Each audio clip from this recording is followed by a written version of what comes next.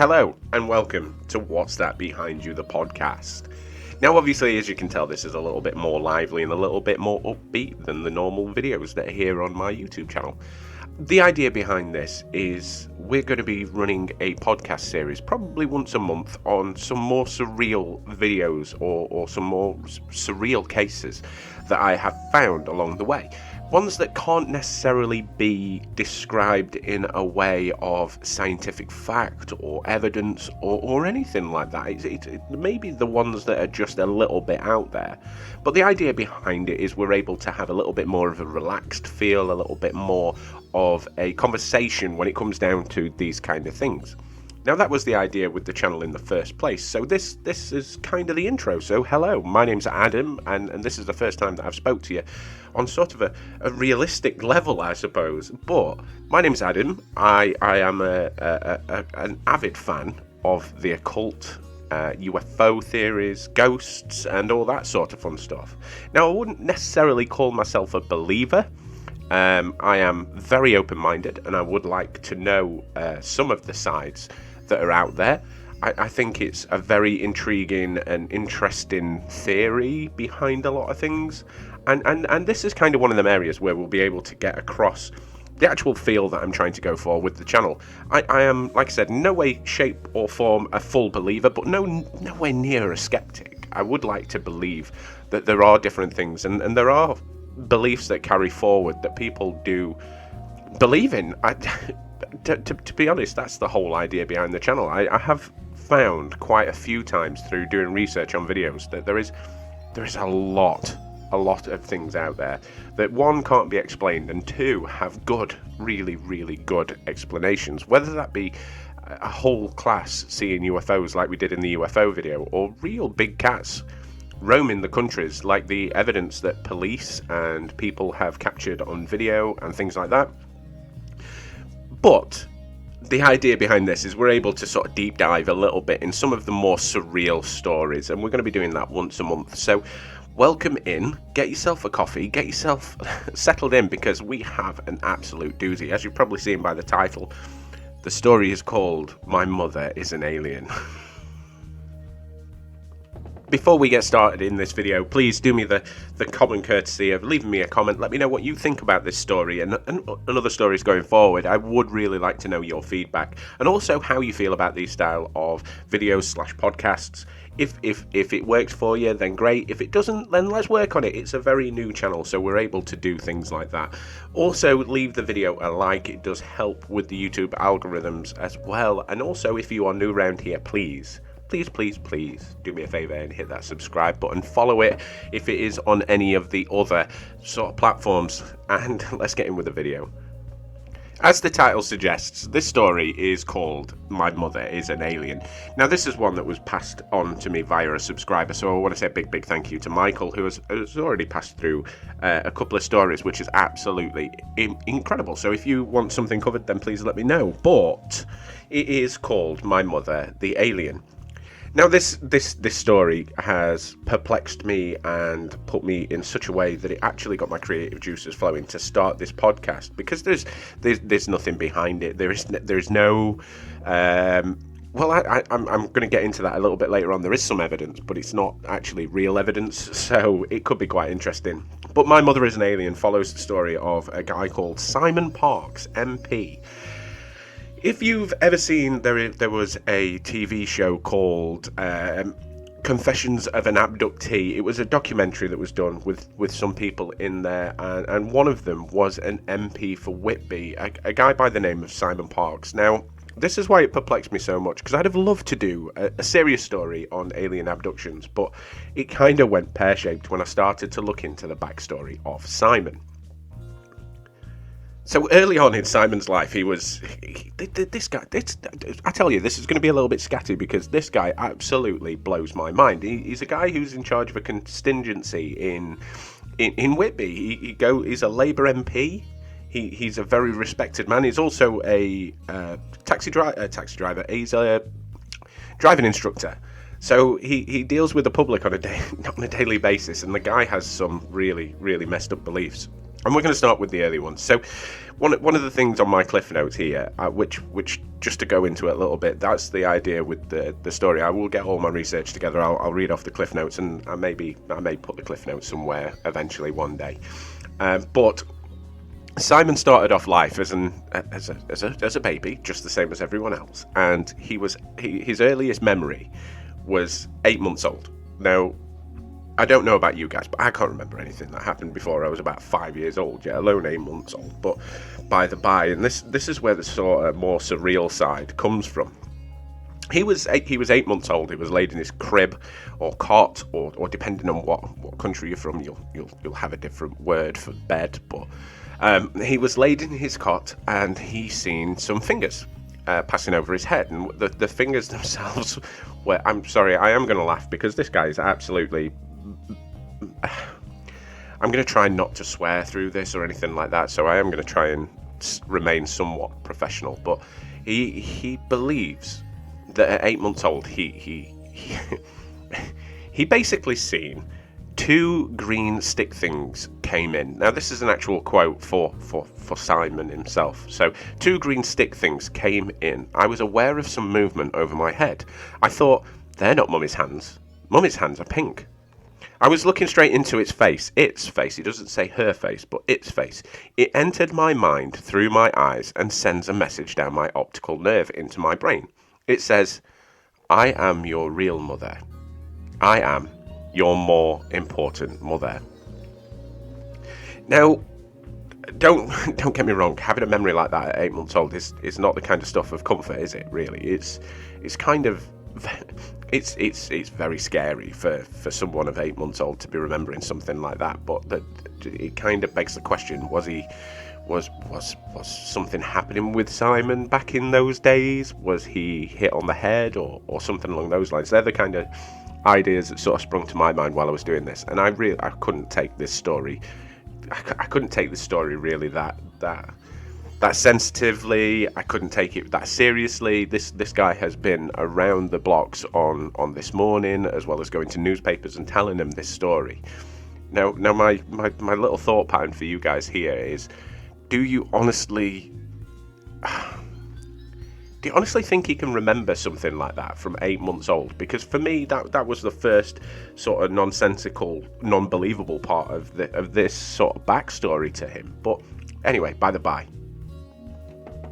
Now, following on from this sort of idea of him being 8 months old and seeing these green things, he went on further to say that he believes that his mother is a 9-foot alien with 8 fingers, not the caring sort of stoic mother that you kind of imagine. It was one of those. I mean, we're going to go into evidence a little bit later on, but it kind of just blows my mind. I'm sat here literally rubbing my temples trying to understand his thought pattern with this.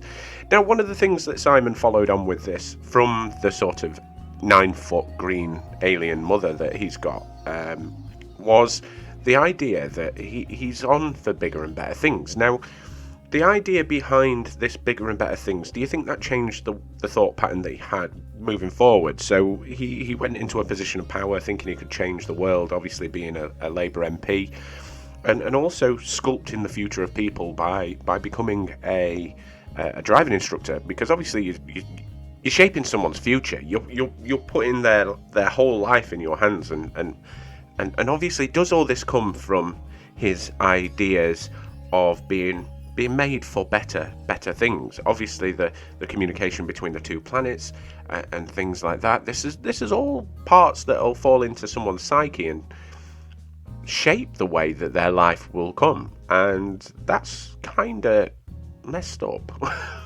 I don't know what I believe on this, because obviously I've watched the documentary, and the guy really believes what he said.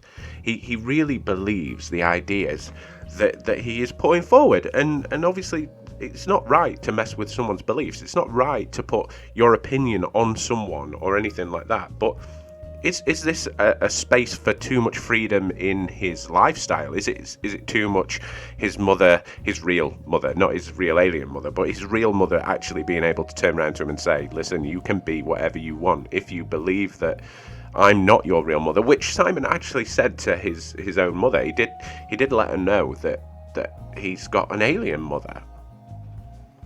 Moving over from that, like, how painful has that got to be for the woman who has raised you to hear that you do not believe that is your true mother? Now, I feel sorry for Simon's mum. He truly believes what he says. I mean, when you watch the documentary, when you hear him on interviews, there's a certain air that you can pick up on someone who is either reading from a script or doing anything else. But these are his beliefs. These are the ideas that he has. I just feel for his poor mother.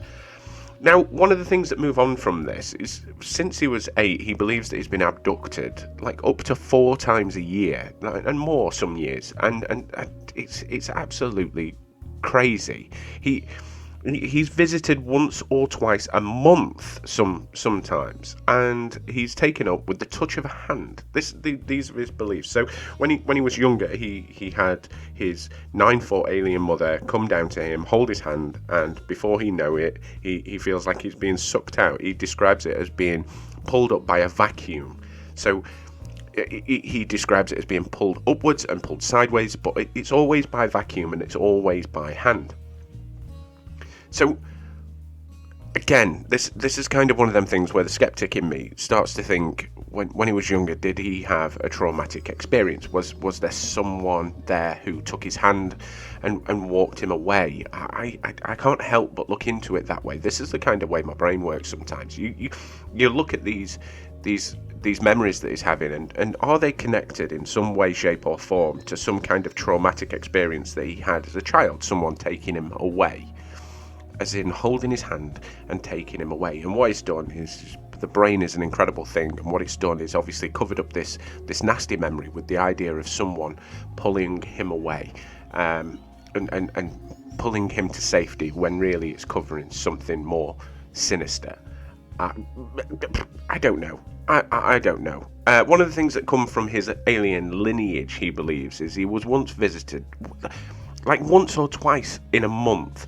Like he's a bit contradictory with his storyline. So he says sometimes that he's been abducted 4 times a year, and then it's once or twice a month, but he's being taken up with the touch of that hand.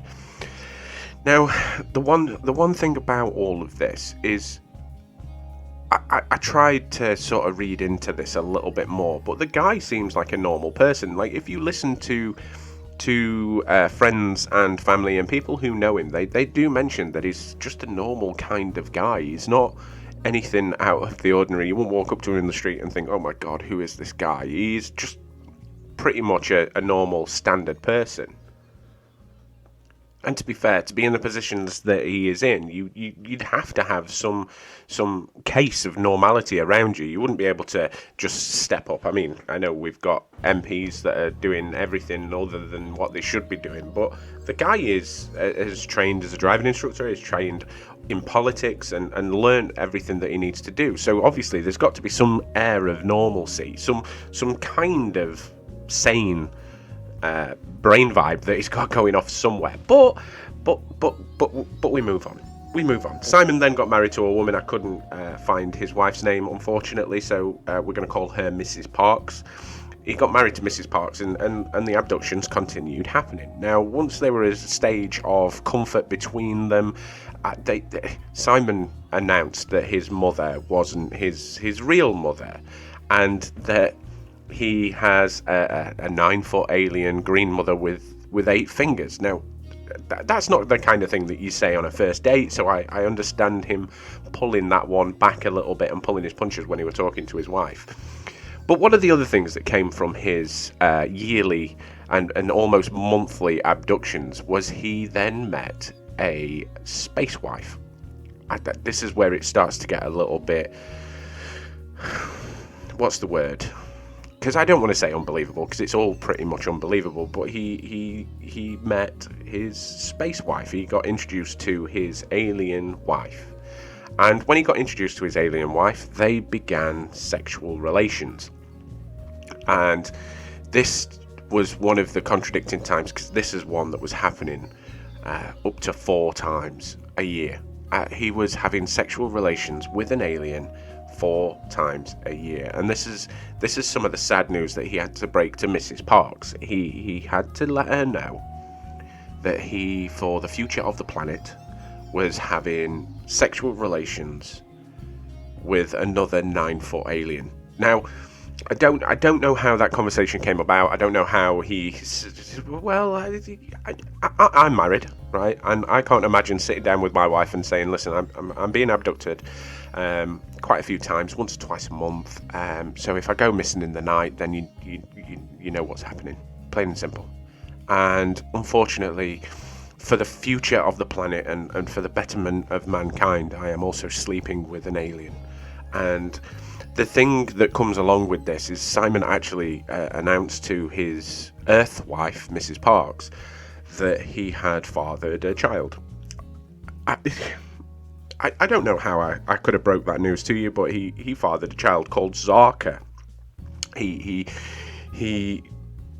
fathered an alien half-breed called Zarka. Take that in how you will, but while he was breaking the news to his wonderful wife, she obviously didn't take it very well, as you can expect.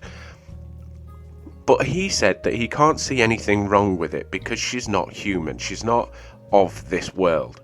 And this absolutely blows my mind. The audacity of someone to be able to sit there in front of your wife, first of all, whether it be a blatant lie or whether the poor man is abducted so many times a year, to sit there in front of the woman that you have given your life to and say, "Listen, unfortunately, I am furthering the planet by sleeping with an alien, and I'm fathering a child."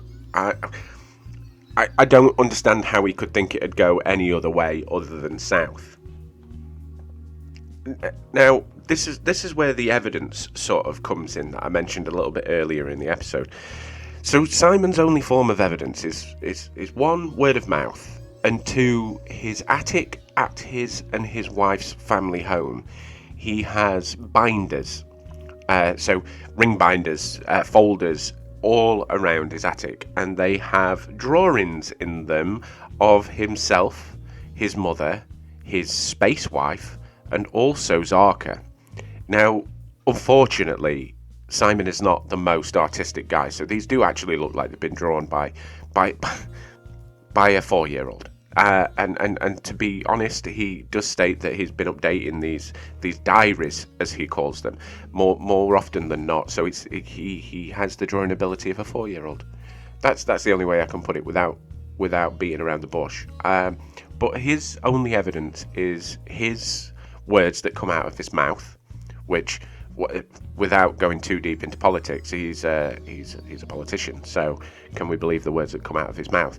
And also these drawings that he has done. I mean, don't get me wrong. I'm not asking for photographic evidence. I'm not asking for a video evidence. I'm not asking for him to wear a wire or stand and take videos in the spaceship where he is. But something. I would like something to be able to back this story up. Whether it be, you could get a DNA swab or something like that on your own male genitalia to state. To be fair, if I was his wife, that's where I'd be going first. I'd be asking for a DNA swab just to make sure that it is alien and he's not having a sordid affair like most other politicians. But the whole idea that he has all of these ring binders in his bedroom, covered up,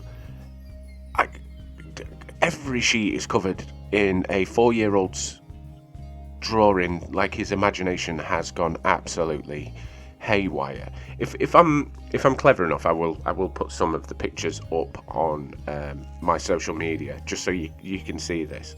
But the man in this form, in this sort of side life that he is living, is an absolute loon.